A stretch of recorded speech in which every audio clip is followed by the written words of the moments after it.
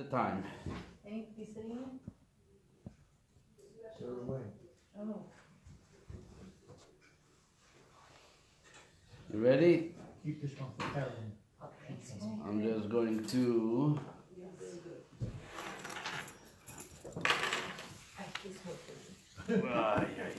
Okay.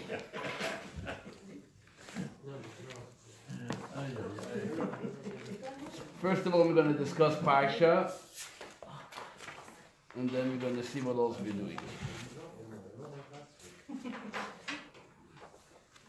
This week, the Parsha is Parshat Behar. You can find it in your Chumashim on page 696 in the Hebrew, or 697 in the English. Parshat Behar is again not a very long Parsha. Matter of fact, there is only 57 verses psukim in the entire Parsha. It is short. The Parsha speaks about an important concept called the Shemitah. The Shemitah year, which is in English translated as the sabbatical year, also discusses the Jubilee year that we're going to discuss in a moment. And then different ideas which relate to that concept that you basically not ultimately the honor of your belongings. In the one end. In the other end, if somebody is about to lose ownership of his belongings, you have an obligation to make sure that he keeps it. So it goes back and forth regarding that idea of absolute ownership. Also, how to deal with slaves is in this week's Parsha, and this is basically the Parsha. What I would like to discuss, like we said, the topic of tonight, the opportunity of rest. So let's first introduce what is the mitzvah of Shemitah. Okay?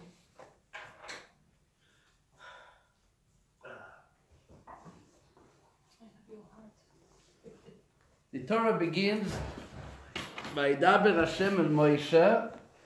Hashem spoke to Moshe, Behar Sinai. Behar Sinai. Where did Hashem speak to him? It was on Mount Sinai. Leimor saying to him.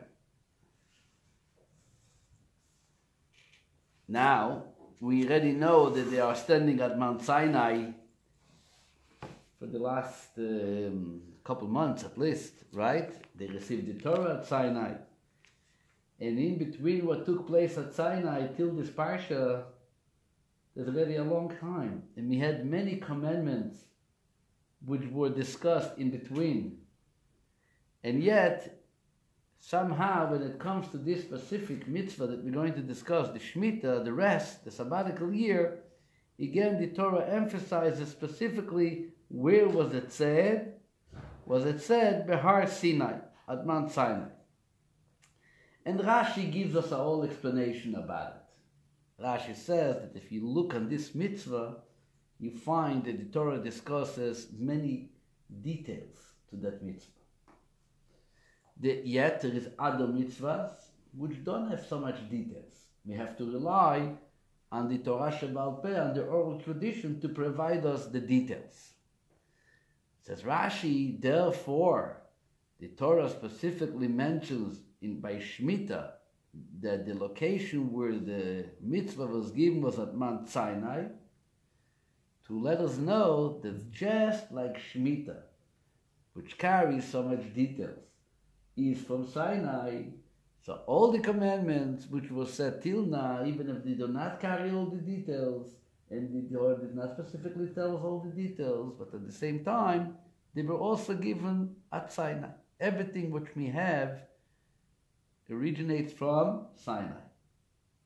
This is the principle, a fundamental principle in our relationship with Torah in general. If you want to know what does it mean an observant Jew, besides the fact that he observes the commandments, but what is that the idea, what's the basis, what's the foundation, which they call today an Orthodox Jew, even though I don't believe in Orthodox Jews, not just like I don't believe in conservative Jews, and I don't believe in Reform Jews. I believe in Jews. But whatever the title is, it has a reason. And the basic difference in what defines an Orthodox Jew is that he believes that the Torah was given at Sinai. Meaning that the Torah was not man-made, it was all given by God at Sinai. And the Torah is this week's Parsha starting up with this discussion. So let's read 2 verses. I'm going to explain a little bit the mitzvah, and then I want to go into understand the importance of this mitzvah. So you ready to follow on page 696? Daber ad bnei Yisrael v'amartu aleim, speak to the children of Israel and say to them, Ki tavo el haaretz asher ani noten lachem. When you come into the land that I give you, I'm giving you a land. So I want you to know that I'm expecting to have a sabbatical year for the land. V'shafta haaretz Shabbat Lashem. The land shall observe a Shabbos rest for Hashem. Just like we are familiar with the concept of Shabbos, which is every week known the Shabbos, which we are also required and obligated to rest and to cease of work. Shabbos was given to us at the 10 Commandments. Shabbos was given to us even before the 10 Commandments. When the manna was given to us in the desert, right? And the manna came down. So together with the story, the experience of the man, we were given instructions about Shabbos, which means when we should collect it, when we should keep it, and so on. By the way, there is a strong opinion in the Medrash, which Rashi doesn't agree with that, but according to the Medrash, the manna actually, tomorrow is the anniversary of the manna. The manna came down in the desert the 18th of Iyar, which is tomorrow. According to Rashi, it happened 3 days earlier, the 15th of Iyar, and there was a discussion, but basically the Medrash is in the opinion that the 18th of Iyar is when the man began to come. Another reason to be happy on the 18th of Iyar. Mm-hmm. So the Torah says, I want you to have a Shabbos. What is Shabbos? How does it work? Shesh shanim tizras adecha. For 6 years you may sow your field. Shesh shanim tizmar kamecha. For 6 years you may prune your land. And gather his crop. I want you to work. I want you to be involved. Remember, by Shabbos it also says the same thing. 6 days you shall work. It doesn't just announce Shabbos. It introduces the Shabbos as a week which we are not on Shabbos. Not every day is Shabbos. Hashanah Ashvis. But on the 7th year, says verse 4, Shabbat, Shabbaton, Ihiyeh La'aretz. Shabbat means rest. Shabbat, Shabbaton means what? Complete rest. Right? That's when the Torah repeats.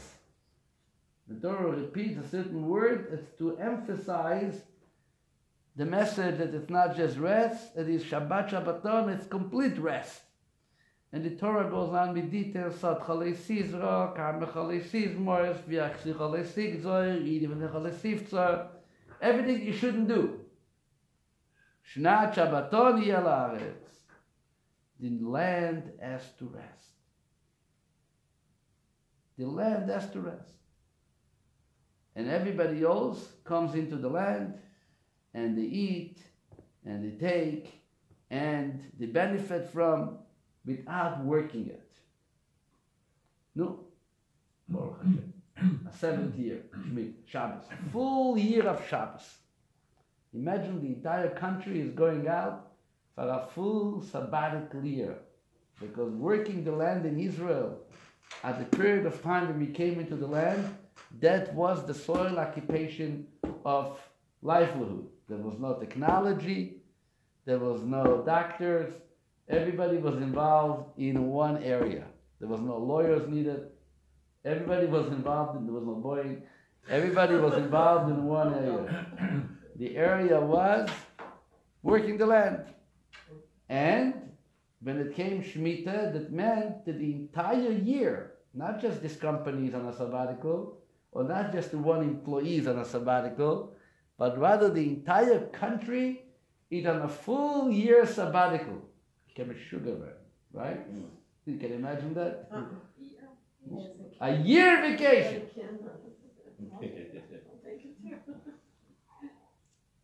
Then comes the Torah and says, once you go through 7 cycles of the Shemitah, then you're going to get to the Jubilee year. And then, I don't mean just rest. Then I want such a restful opportunity that everyone gets back, all the slaves are redeemed, all properties go back to their original owners. It's an unbelievable situation. It becomes a holy year. No. Obviously, when you tell people that for an entire year they're not going to work, so you have to wonder how they're going to survive for that year. Not everybody is making enough to put savings. Some people live on their weekly or bi-weekly or bi-monthly check. That pays their mortgage, that pays their groceries, that pays their tuition, that's the way they budget themselves. And if that's the case, you have a 7th year that nobody is working, and you're not even allowed to work. So you're obviously going to wonder, how am I going to pay my grocery bills? How am I going to make it? Forget about my grocery bills. Physically, if all fields, imagine the whole country belongs to Jews, all the fields belong to Jews, everybody has to start working their fields. At some point, during the year, we eat from the fruit which the field yields. Mm-hmm. And if we're not working this year, this field, so that's not going to happen.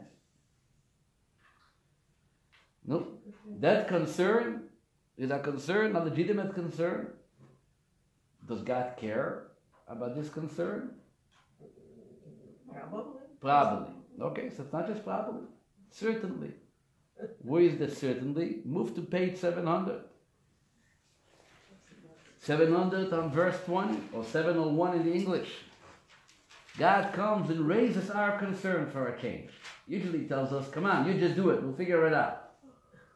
Comes verse 20 and says, V'chitoimru, if you will say, Ma nochal b'shana shvi'it, what will we eat in the 7th year?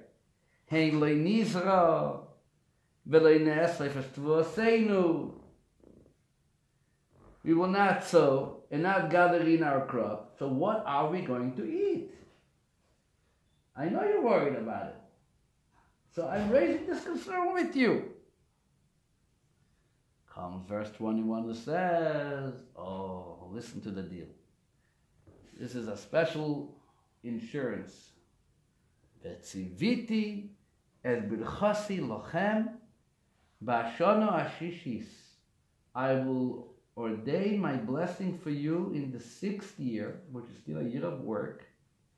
Ve'osos es hatvua lishloish ashonim.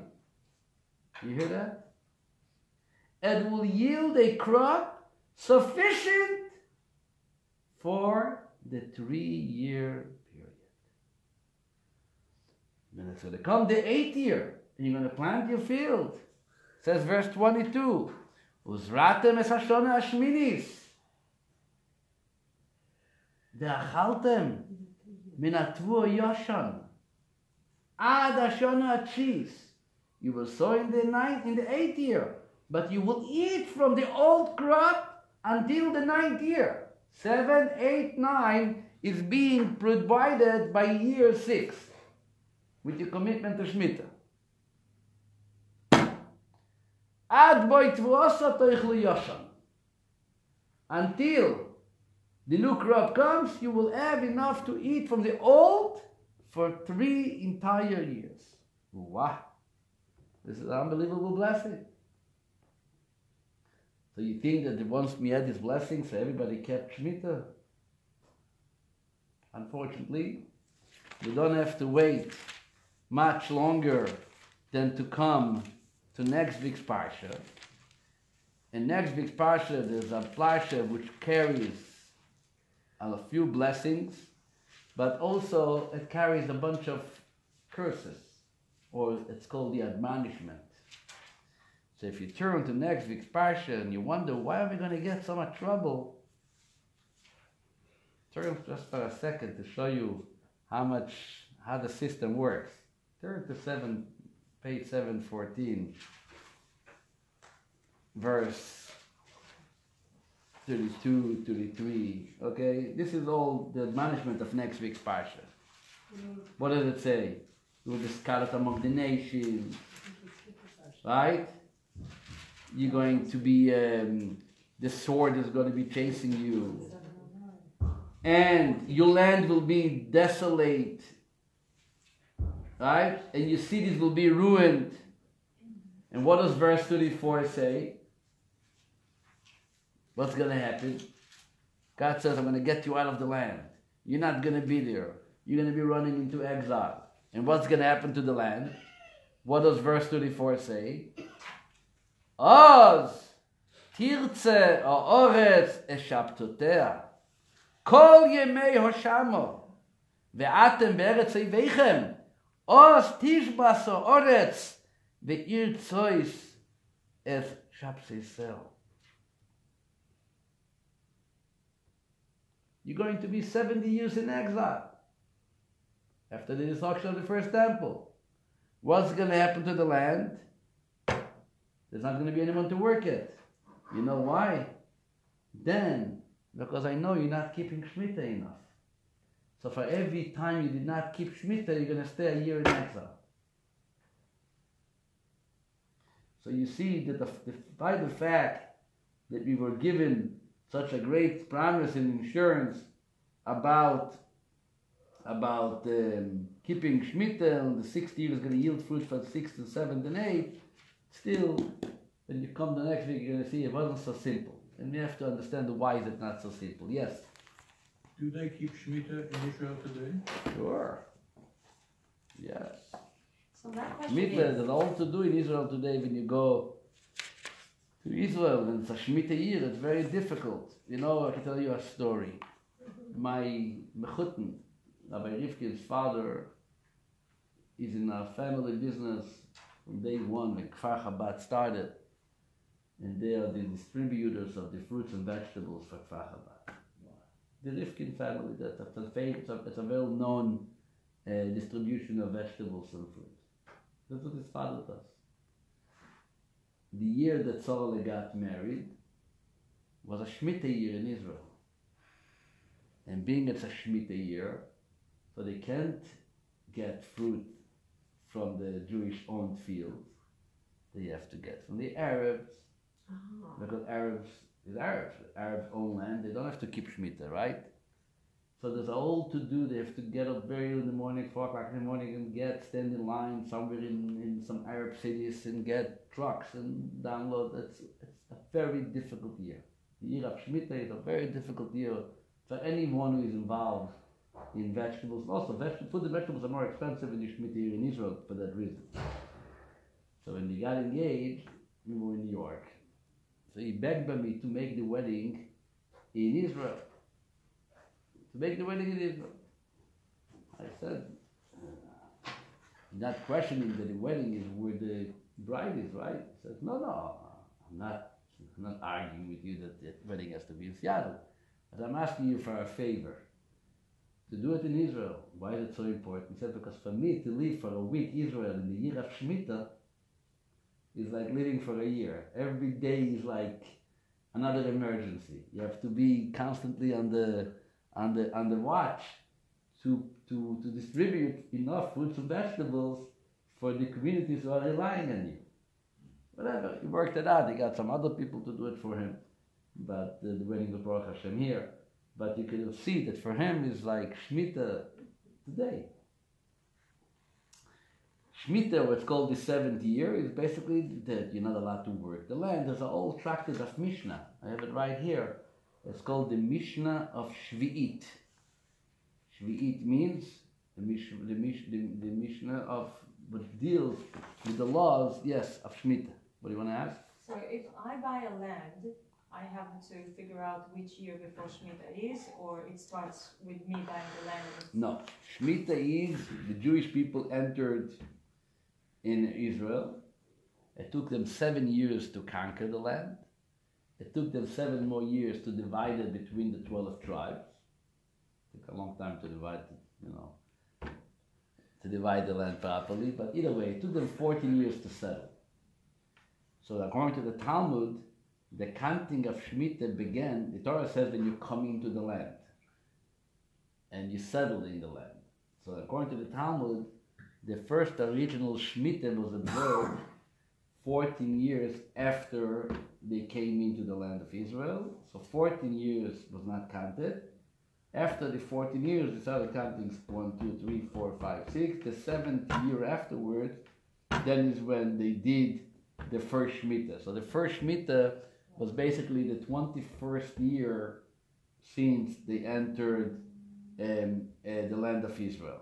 And then after 49 years later, it became the Jubilee year, the 50th year. So that's the same Shemitah continues till today. It's nothing to do with the personal purchase of land. It's clearly a national Shabbos according to the count which we have from the moment we came into the land until today.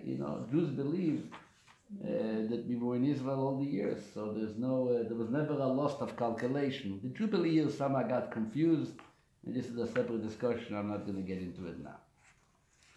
The Torah tells us clearly the biblical prohibition is, the idea is the land has to rest. So you can't work the land, you can't work the trees. This is what the verse that we just read. You can't prune it, you can't harvest it. Anytime you do any of these activities during Shemitah, you're nullifying, you're transgressing a positive commandment and a negative commandment. What happens with everything that grows during Shemitah? We have a biblical commandment to declare it honorless. It becomes hefker. Hefker means honorless. Basically, anyone can come and take advantage of it, to the point of the Rambam rules that if you build a fence around your field during the Shemitah year, you actually gave up a positive commandment, which the positive commandment is V'ashvis tishmeteno v'notashto.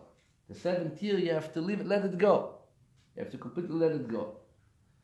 And that's all to do what happens to fruit that people kept, and what happens to fruit which grew on Shemitah, what happens years later. This all, like I said before, is a part of the Mishnah, which is called Mishnayot Shvi'it, and this is the Mishnah discusses all the halachot, all the details in regard to the mitzvah of Shemitah.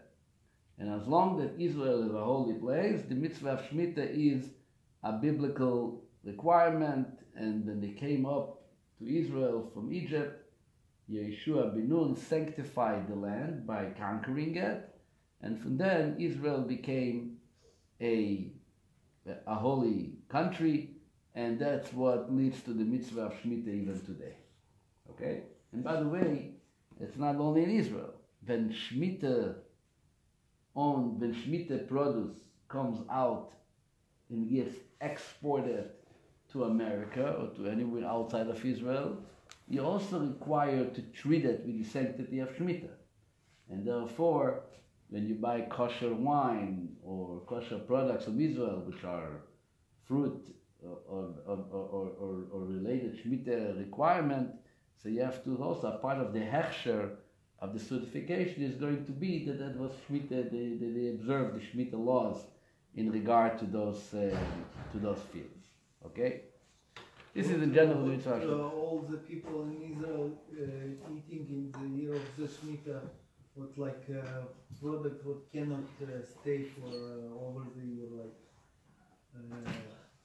So there is two things. There is one area if you want to buy fruit which is not being produced by the fields, since the fields are not worked, so you can buy fruits and vegetables either imported, which import is one way of bringing it, and the other thing is to denounce it on a list, and anybody who can come and take advantage of it. But what do you mean imported? Like, let's take 3,000 years ago, how it can be imported? You could have buy from a non-Jew. From her. You could buy from a In non-Jew. Israel, Even in Israel. growing the If a non-Jew owns tomatoes, land in Israel, there was a big to-do over 100 years ago. A big to-do with, there was, I think there was literally no food. And some rabbi tried to get other rabbis to introduce the selling of chametz idea with the Shemitah fields. for 1 year you're selling to Goy and... Then I'm not eating mine. And that raised a big discussion. There was many responses on books written on the subject, and whether or not it works or not, don't ask. It's called heter mechira. Even today, if you go in the market in Tel Aviv, in Yerushalayim, in Haifa, some stores are going to have a sign, because it's required by law, it's going to say, this store relies on the heter of selling. So some people are going to buy from it, some people not. Like everything else, Baruch Hashem, never a dull moment. Here comes there's an interesting insight that I just want to share with you.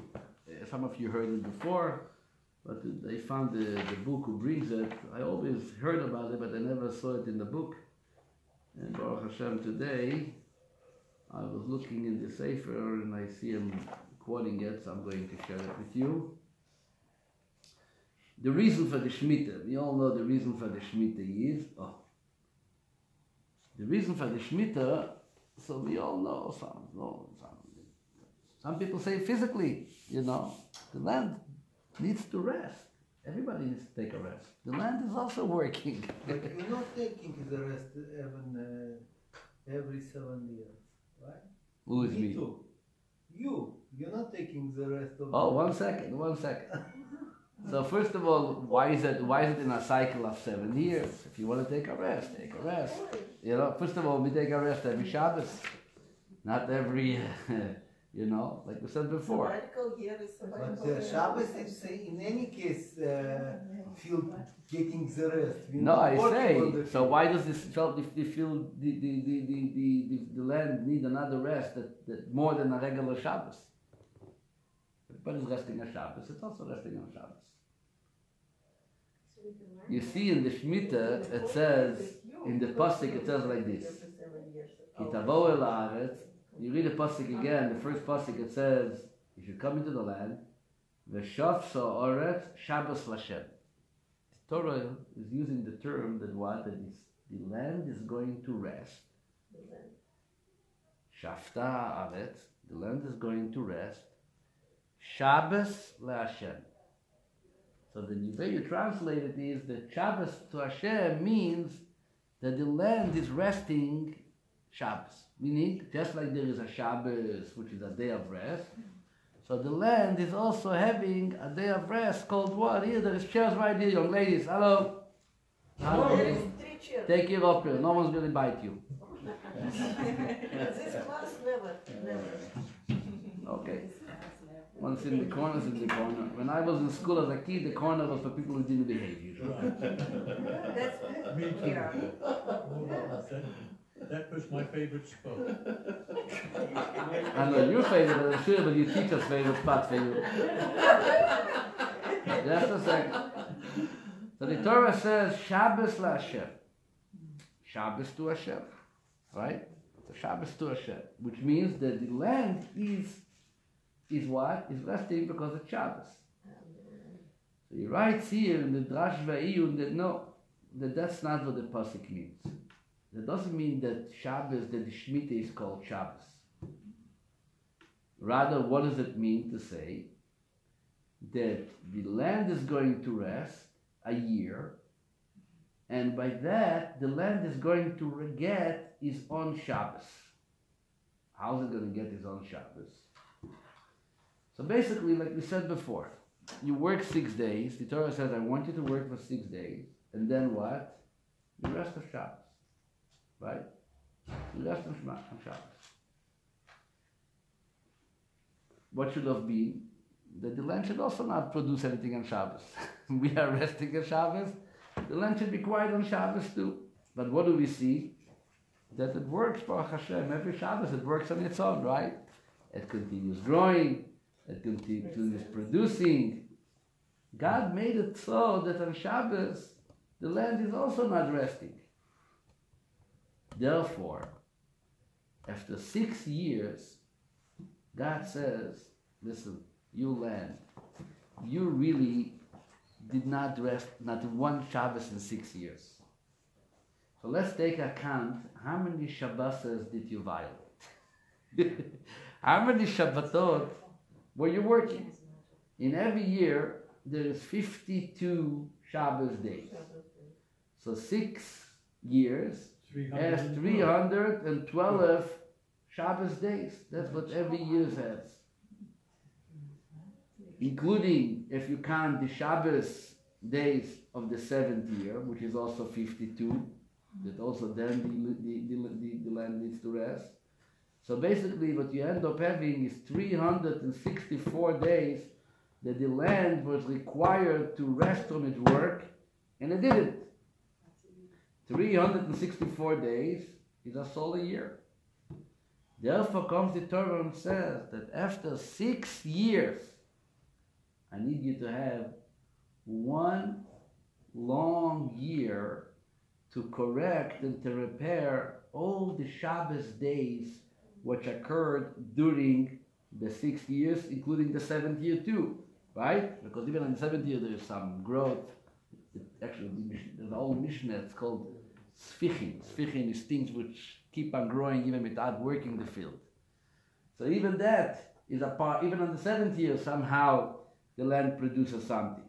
So you have 52 weeks, and therefore comes the Shemitah year. You basically combine all the Shabbos into one long Shabbos. Imagine, instead of having every 6-day Shabbos, you give yourself, in the end of the year, a 52-day weekend. Why is it a 52-day weekend? What's that? Well, there was a Shabbos, and there's Shabbos Bereshit, Shabbos Noach, Shabbos Lech Lecha, but I wasn't resting all the Shabbosim. So now I want to, in different companies which offer days off for their employees, so you always see that the different employees that they combine, they make a koirech, right, a combination.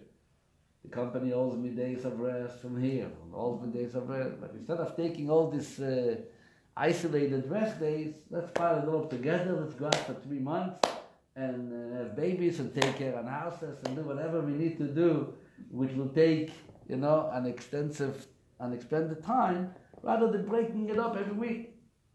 Right? Comes Shemitah, says the Drash Vayim, is the same thing. It's not, when it comes Shemitah, so Shemitah takes care on on all the Shabbosim, which we did not rest during the 6 days, the 6 years. And Yovel, the Jubilee year, takes care on what? On all the 49 years in their Shabbosim.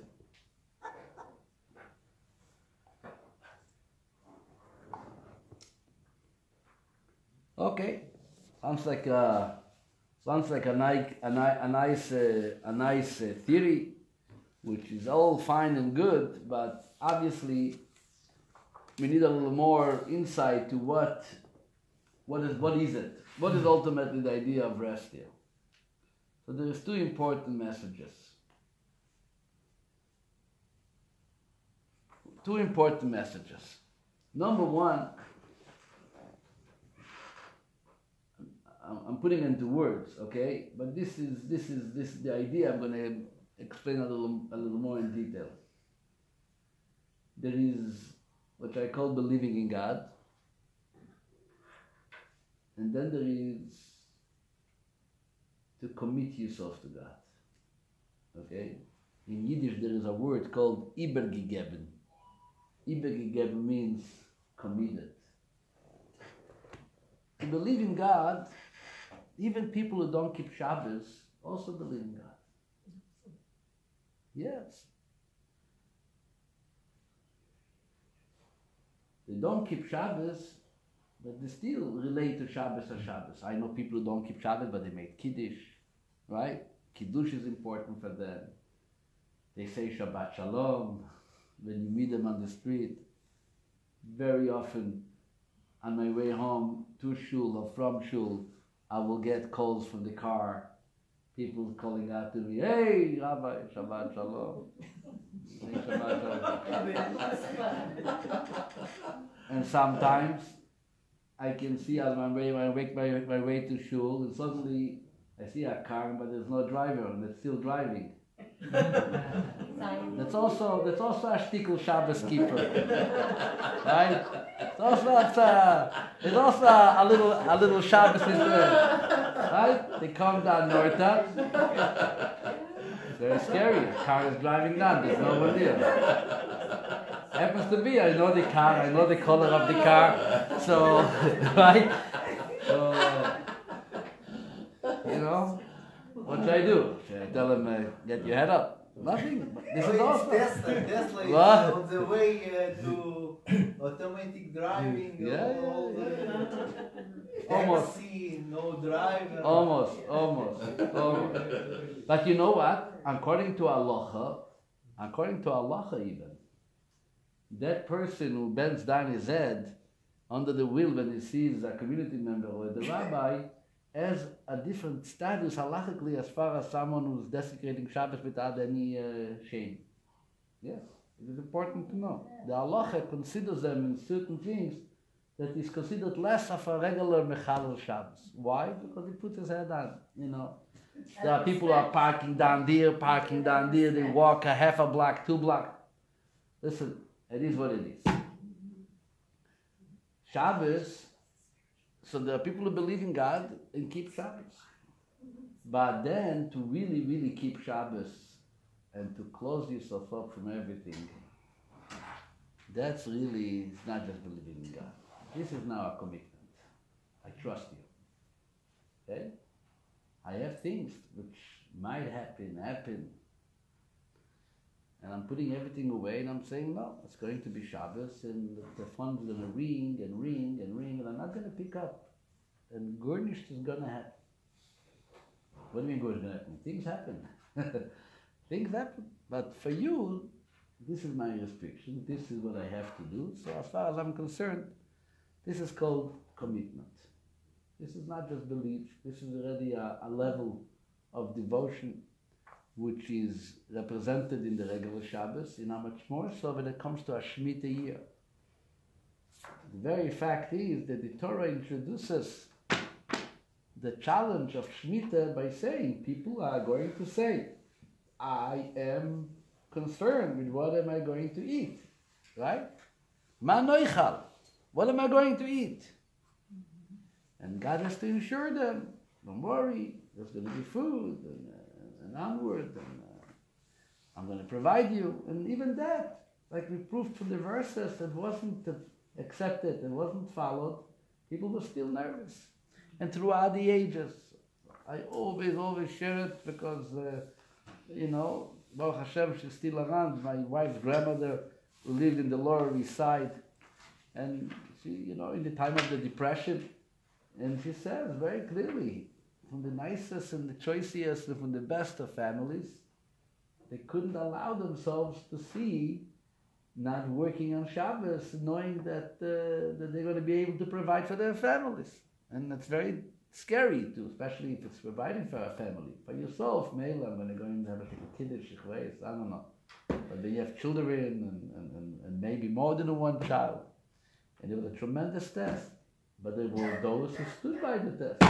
Not everybody did. There were those who stood by the test. This morning, I got a call, right after davening, I got a call from Israel, and the guy tells me my name is Farkash, okay? His name is Farkash, my name is Farkash. Farkash. And from Israel. And he tells me that he has an uncle, an aunt, who live here in town. The aunt just died 2 days ago, and I should go see what's going on. They don't have any children here. They have children, but the children are not here.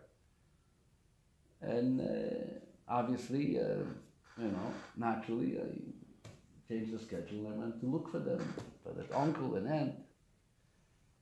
And basically, when I came to meet him, he ended up that he was in the Klein Galen, the husband, not the aunt. There was actually a being in Klein Galen was interesting for me. Those who want to see, I have a picture this morning. Rabbi Maimon is in a couple of weeks turning 100 years old, and he was in the Klein Galen visiting, and took a picture with them. He remembered me a little. That was fun. But so I went down to speak to this individual.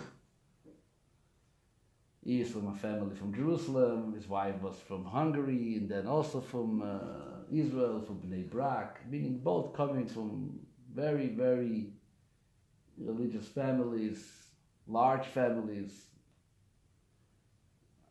I know one part of the family, but anyway, the bottom line is that they were very far, to the point that he did not let his wife to be buried. Unfortunately, she is cremated, and it was a whole morning to do, try to stop it, but I don't think it was successful.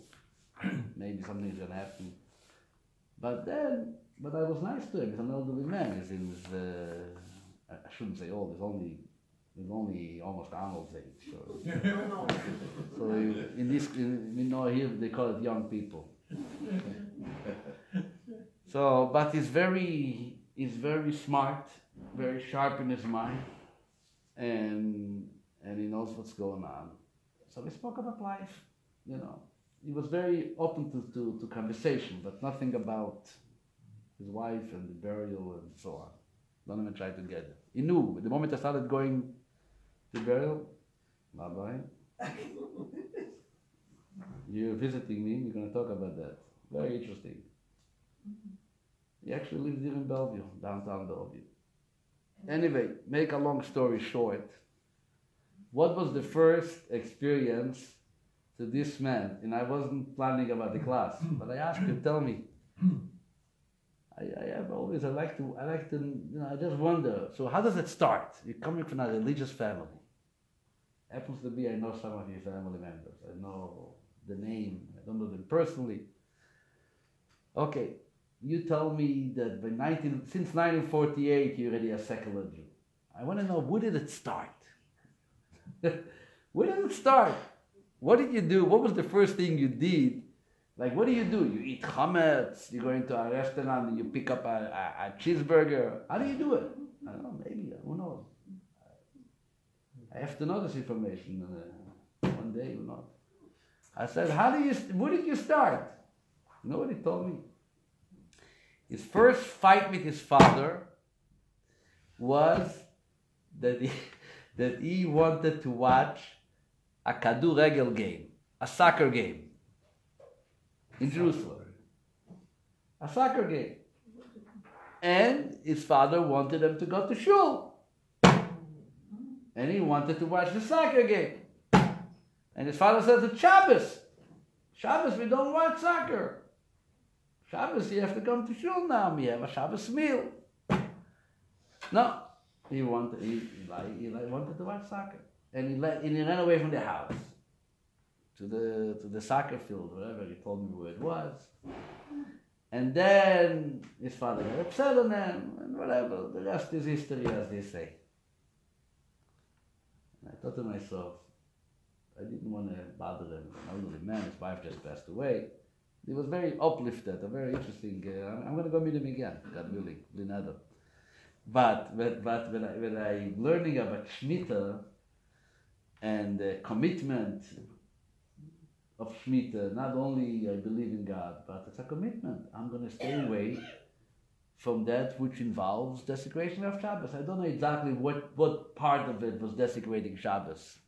Don't ask me. I don't know if he had to pay money to get in there, or the atmosphere is what his father disagreed with, or the people, or the game. Ich weiß nicht. I don't know. It was definitely for him. He's now in his early 90s, late 80s. For him, that was my first statement. From there, he was able to continue. He moved to Seattle, 1961. He was here, never kept Shabbos, his wife never kept Shabbos. But he's very cool about it, meaning, don't bother me. It's fine, unfortunately, he's very comfortable with where he is, at least he presents himself. But at the same time, a Yid, a warm Yid, and an interesting history. Shabbos, there's a famous saying that more than what the Jews kept Shabbos, right? What's the word? Shabbos kept the Jews. You ever heard it saying? Right? More than what the Jews kept Shabbos, Shabbos kept the Jews. It's not only the fact that it's a mitzvah and onward. There is something very, very special about Shabbos, which sometimes we don't realize that this is what Shabbos is all about. Shabbos means that you make a statement to yourself that there is an area in my life which I am not in charge of. I am not in control of. I'm going to let someone else to take charge. That's ultimately what Shabbos is. That's what the original Shabbos is. It's rest, right? And it's supposed to be delightful and pleasure and so on. But in essence, what do you say? What do you say when you're not going to work on Shabbos? So today, it's in America, you have to find a new meaning to Shabbos because you have permission from the company to stay away from work, right? Mm-hmm. But it's not always. There's people even in our community which from time to time are in a search for a job. And when they come to the company, I had it recently, a guy in our community now who was in a search for a job, and they got an offer. Now, happens to be that the job is going to start, the offer is in the beginning of June. You know what happens in the beginning of June? There's going to be a holiday called Shavuot. And it happens to be that Shavuot is Shabbos, Sunday, Monday. So for the people who have weekends off, that's a perfect holiday, right? But for him, with his first week of work, not to come in on Monday, to tell them that they're not coming in on Monday is already a challenge. But that he can work out. His question was, Rabbi, I have to give him the schedule till December. Should I give him now the old schedule of Rosh Hashanah and Yom Kippur and Sukkot and Simchas Torah? Right? I mean, they might get very turned off. That was a sincere question.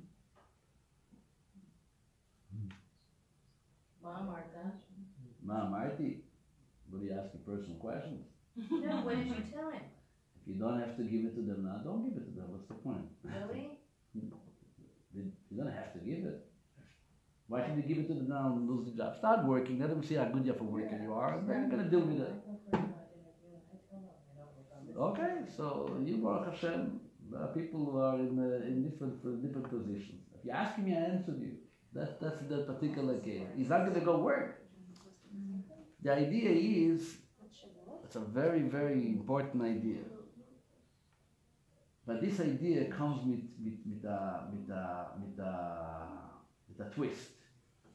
And that twist has to do with Rav Shimon Bar Yochai. I want to bring the Siddur there. The Sephardic Siddur, no, the Bukharian Siddur, the Sephardic Siddur, the small one, yes. Some people, thank you very much. Some people say it before Kiddush. Some people don't even know that when you pray, you share and you read different portions of the Zohar. You know? Portions of the Zohar that you think that you're saying a prayer of King David, but you're really reading lines of the Zohar. One of them is Friday night. After the Chadodi, Mizmashil Yom HaShabbat, before Ma'ariv, the Chazan goes, Gav Nodinu Misyachad Leila B'Yechod. And he reads, before Baruch Hu. All these verses is just a shtickle Zohar Parsha Struma. It's not even a verse. It's a paragraph of the Holy Zohar that we read, which discusses what Shabbos is. When we open the Ark, Brich Shmei, the Mori Olmo, also parts of the Zohar. Then there is a part of Zohar which some people read before making Kiddush.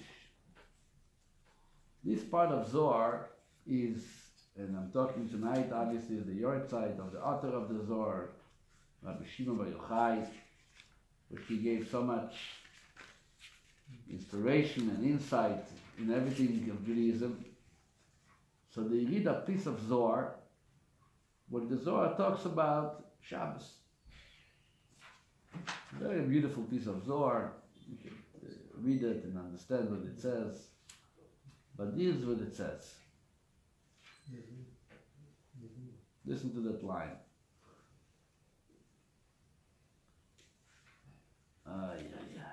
Oh.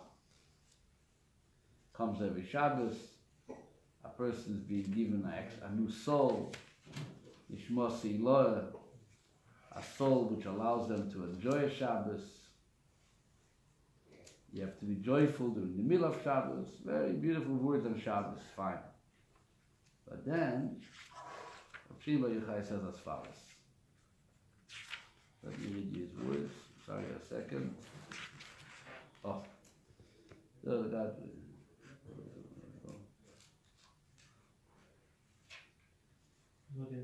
Yeah, this and this one. Friday night Zohar. It says like this. Rabbi Yitzchak, I'm going to read you a few lines of Zohar in honor of Rabbi Bar Yochai. Rabbi Yitzchak, the Zohar quotes the verse, when God created the world, it says, Vayevorech Elokim et Yom HaShvi. God blessed the seventh day.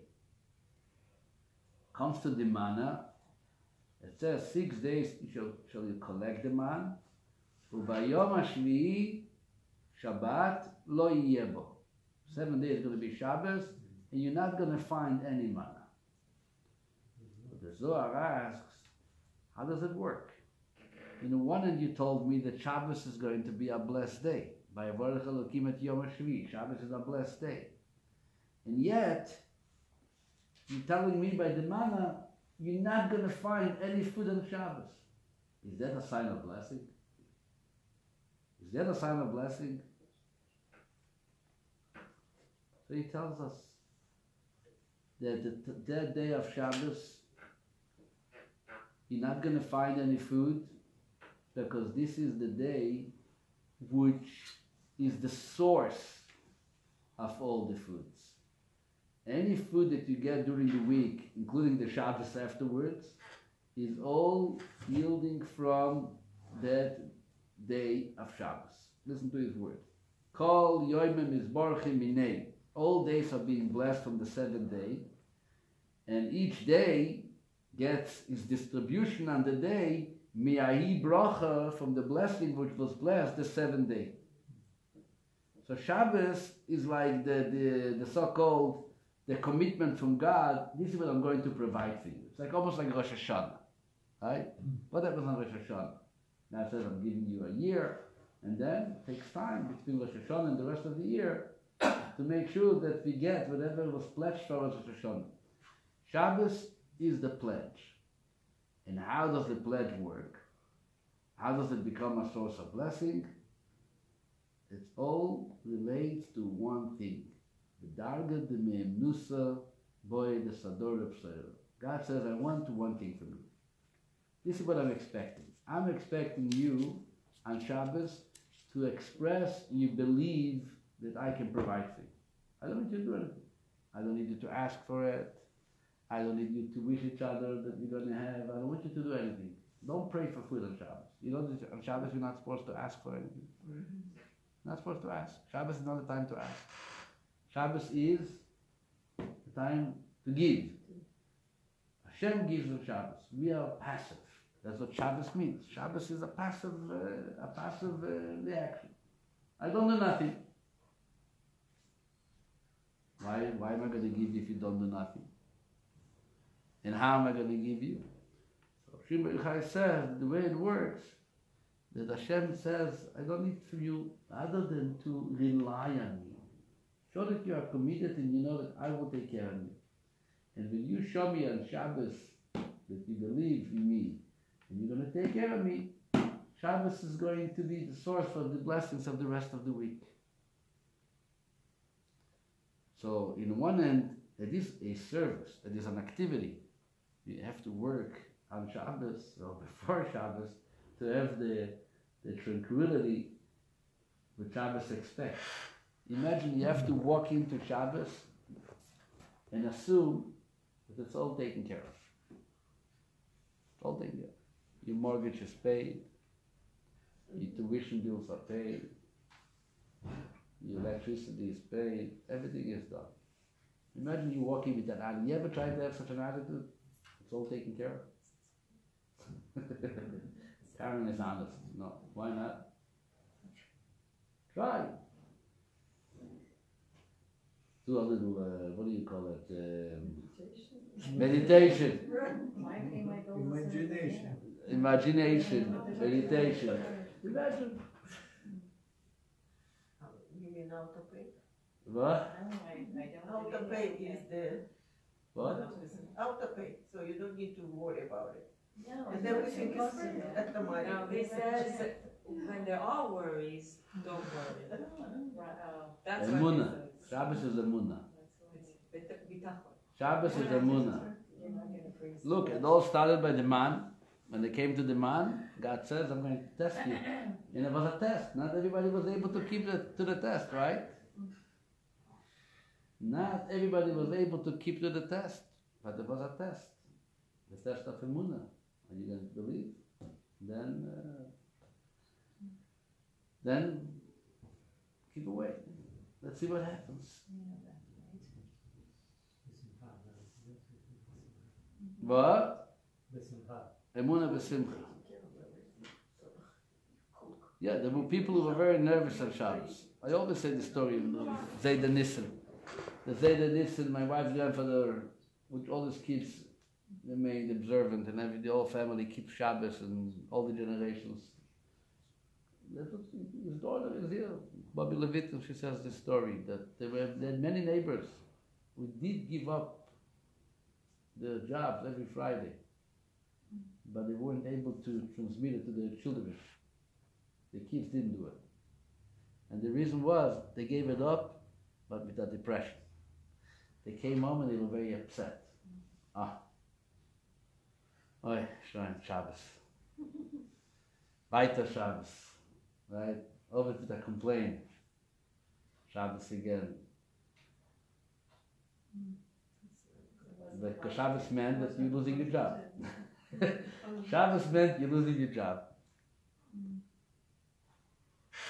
But some people, especially those with some inspiration of the Hasidism and the Kabbalah, for them Shabbos was a different experience. They came into Shabbos knowing that they're losing the job, and they also were upset, but they made sure to be upset outside of the house. They downloaded all their frustrations on the way home from work to the house. When they walked into the house, they pretended they're happy. At least they said, or maybe they were happy. Sometimes it's also happiness. You know that happiness can also be by standing by a challenge. You knew how difficult it was, and you said, no, I'm not going to work. It can make you happy too. You know that? You tried it there? Try to be happy by standing by a challenge, by holding yourself back of something. That's our level of happiness. Maybe that's how maybe that was their Shabbos happiness. In other words, you can be happy because of Shabbos, and you can be happy because I'm not, that even though I'm upset, I'm still keeping Shabbos, and this makes you happy. It's also a level of happiness. Yeah, What? It's also a level of happiness. You're happy for the fact that I should have been not happy, but I'm still happy. What? I'm going to take a short break. I'm going to continue with another class on Lag BaOmer. Those who want to stay.